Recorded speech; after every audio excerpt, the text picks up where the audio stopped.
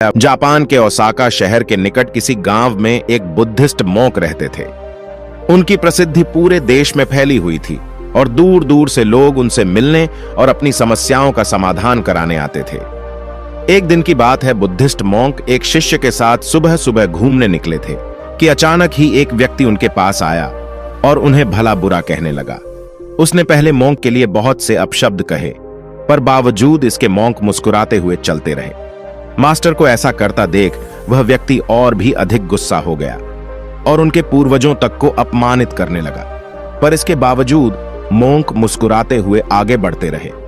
Monk पर अपनी बातों का कोई असर ना होता देख अंततः वह व्यक्ति निराश हो गया और उनके रास्ते से हट गया। उस व्यक्ति के जाते ही शिष्य ने आश्चर्य से पूछा, गुरुवर, आपने उस दुष्ट की बातों का जवाब क्यों नहीं दिया?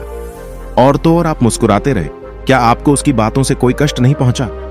बुद्धिस्ट मॉन्क कुछ नहीं बोले और उसे अपने पीछे आने का इशारा किया। कुछ देर चलने के बाद वे मॉन्क के कक्ष तक पहुंच गए। मॉन्क बोले, तुम यहीं रुको, मैं अंदर से अभी आता हूं। मॉन्क देर बाद एक मैला कपड़ा लेकर बाहर आए और उसे अपने शिष्य को देते हुए बोले, लो, अपने कपड़े उतारकर इसे पहन लो। कपड़ों से अजीब सी बदबू आ रही थी और शिष्य ने उन्हें हाथ में लेते ही दूर फेंक दिया। गुरुदेव बोले, क्या हुआ, तुम मेरे इन कपड़ों को नहीं ग्रहण कर सकते ना? ठीक इसी तरह मैं भी उस व्यक्ति द्वारा फेंके हुए अपशब्दों को नहीं ग्रहण कर सकता। इतना याद रखो कि यदि तुम किसी के बिना मतलब भला बुरा कहने पर स्वयं भी क्रोधित हो जाते हो तो इसका अर्थ है कि तुम अपने साफ सुथरे वस्त्रों की जगह उसके द्वारा फेंके फटे पुराने मैले कपड़ों को धारण कर रहे हो।